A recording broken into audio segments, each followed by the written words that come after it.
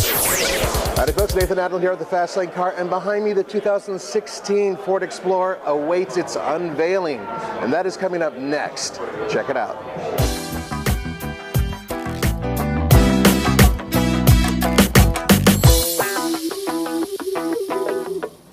Let's take a look.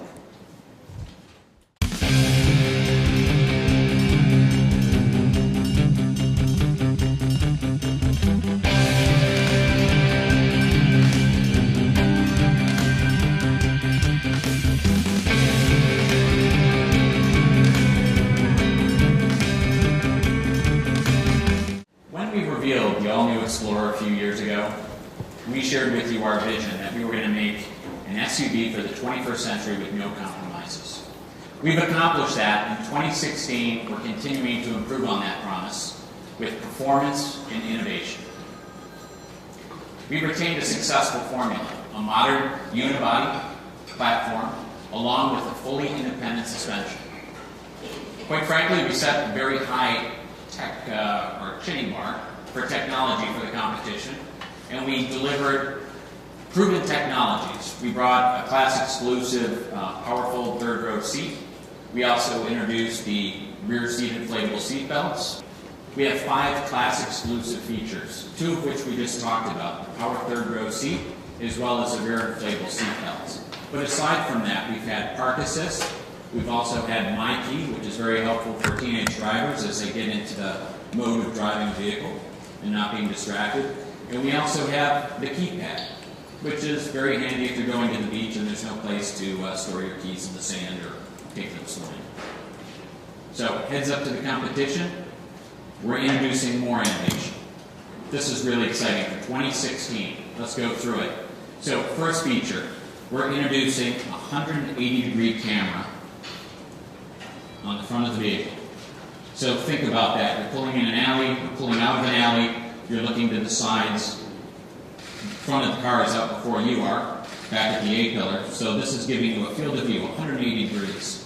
Now in the back of the vehicle, we also have a 180-degree camera. In addition, we're going with enhanced Park Assist. So we're adding more functionality. Right now it's primarily made for parallel parking. We're adding perpendicular parking. So pulling into spots that you would see at the home improvement store or at the supermarket, more traditional perpendicular park. In addition, somewhat intuitive, we have Park Out. So now it's going to pull you out of the space that you just got into. So that's another feature. What I'm especially excited about is Side Sensor. Side Sensor is a technology that tells you when that parking structure pillar is right next to the side of your vehicle. We've all gone through a parking structure and seen that pillar that looks like a rainbow from all the paint that's been sprayed on that pillar. So that's the intent of Side Sensor. It's a really handy feature, new for 16, and it's a great feature. Also, on the inside of the vehicle, we've migrated to smart charging USBs, front and rear. So we like to think of between the smart charging USBs and the 110 inverter, there's nothing that you can't charge in the Explorer that you can't charge in your kitchen.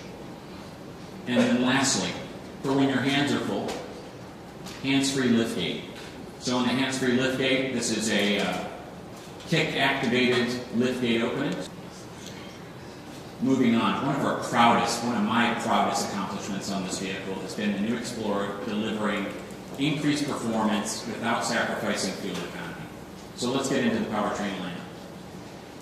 For the base, for the base Explorer XLT and the Limited has a standard 3.5-liter V6, a very capable engine, coupled with a 6-speed select-shift automatic transmission. For the Platinum and the Sport, we have the 3.5 EcoBoost, also with a 6-speed automatic transmission. Moving on, here's the big news, the 2-liter. We're moving from the 2-liter to the 2.3-liter. So it's going to be available, like I said, on the XLT, the base, and the Limited. What we're getting is a significant increase in performance. Our numbers are going from an estimated 270 horsepower as well as 300 foot-pounds of torque. That's about a 30 increase in horsepower and 30 foot-pounds of torque. Now, coupled with that, we're expecting to maintain our best-in-segment highway mileage. So it's a great AM solution. We're getting all the fuel economy, and we're having better performance, more horsepower, more torque.